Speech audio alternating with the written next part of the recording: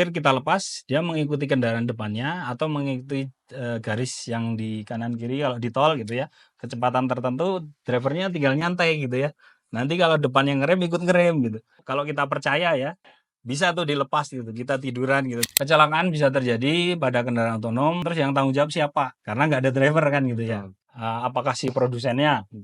Pasti juga nggak mau gitu, Betul. ataukah si penjualnya? Ataukah pemerintah? Harus ada satu fitur, tombol lah misalnya, ataupun mekanisme yang dari luar yang dia bisa men-take over si kendaraan itu ketika hilang kendali. Ya, kalau di kami itu namanya sistem teleoperated.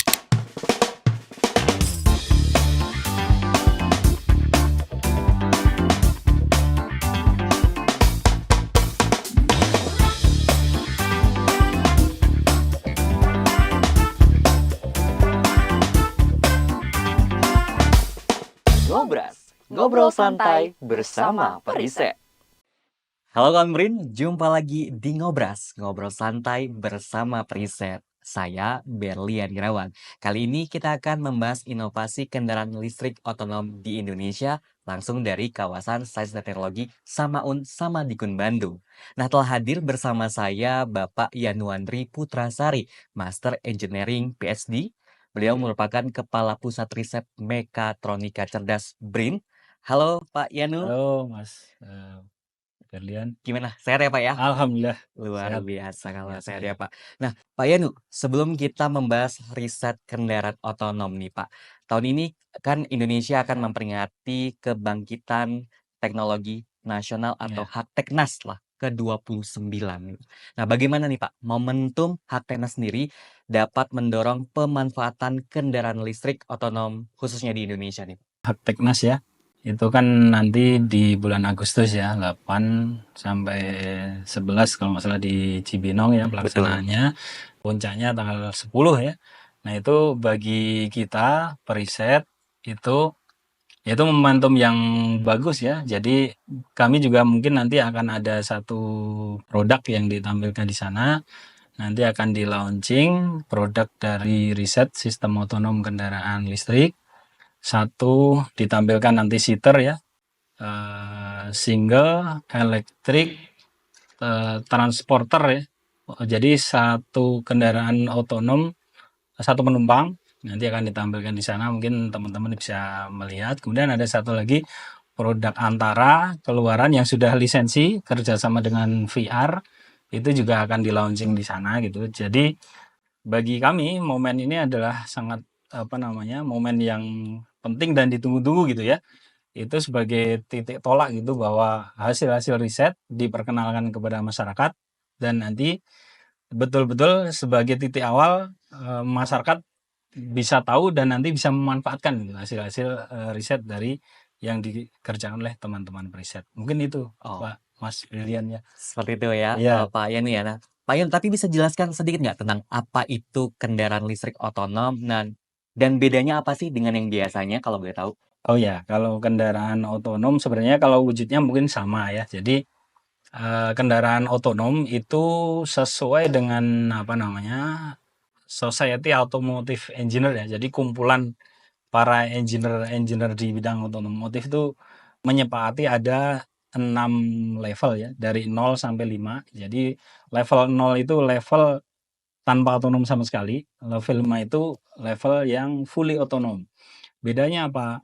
Yang level 0 ya kayak kita sekarang kendaraan yang kita kendarai itu, gitu ya. Jadi masih ada drivernya, kalau jalan ke kiri ya drivernya yang belokin ke kiri, kalau jalan ke kanan ya drivernya yang jalanin ke kanan. Kemudian level tengah-tengah ya, kita langsung ke tengah-tengah aja ya, karena kalau yang tanpa otonom ya udah jelas, tengah-tengah bisa ada drivernya tapi sudah bisa dilepas.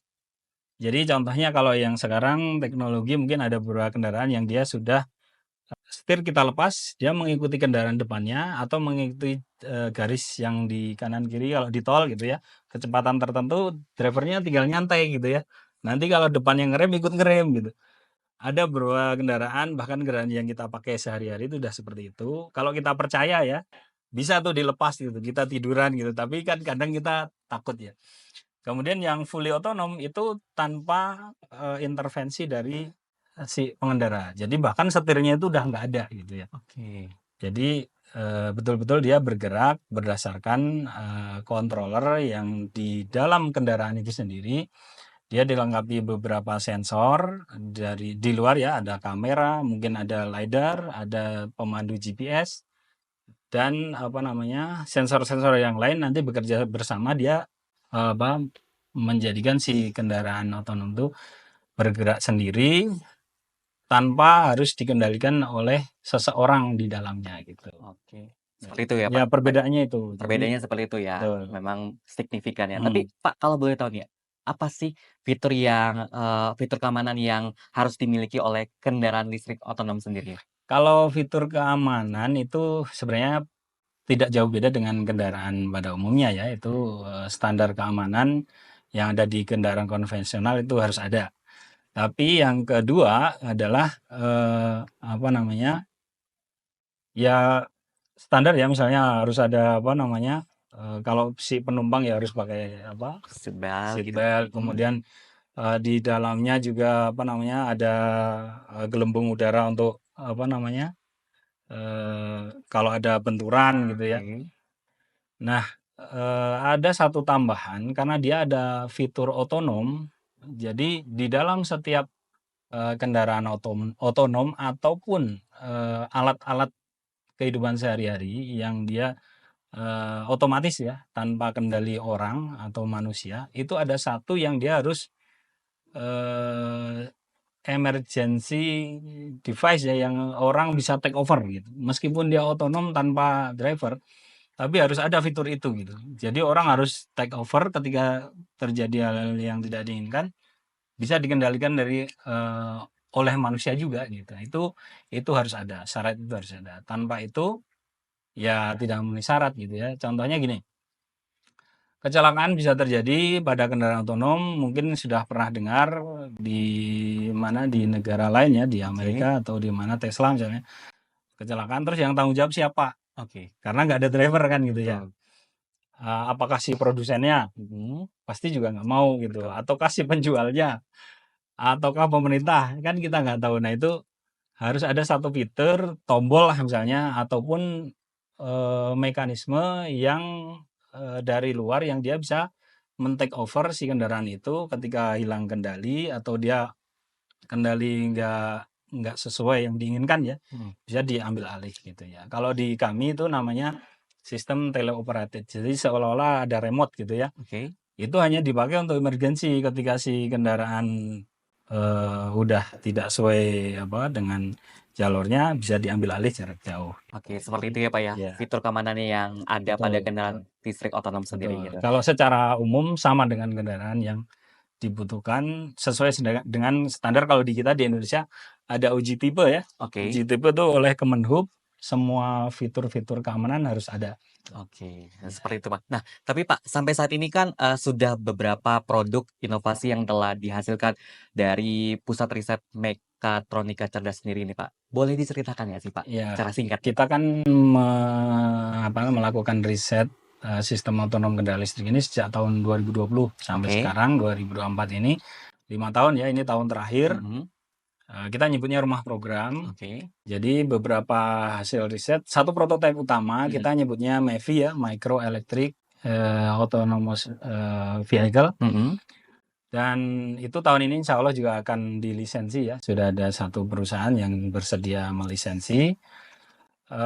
Itu produk utama. Jadi sejak tahun 2020 dia jadi ikon gitu ya. Oke. Kita nyebutnya MEVI, nanti silakan kalau mau dilihat barangnya juga ada. Kemudian kita ada dua produk yang sudah dilisensi oleh mitra PT VR ya. Satu kita nyebutnya Etrico, Electric Tricycle ya, apa 3 roda.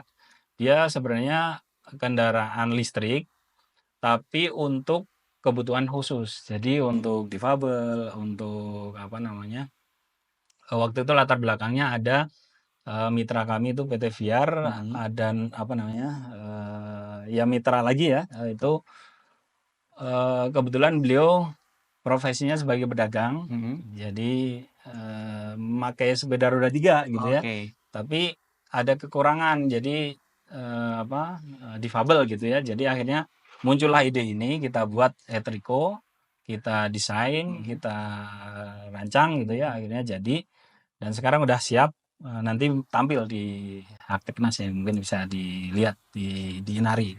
Oke, Itu tentunya begitu Pak. Apa? kemudian ada satu lagi Ada tuh satu lagi apa nih Pak? yang terakhir itu Seater tadi, single Oke. electric transporter ya. Jadi dia kendaraan satu penumpang.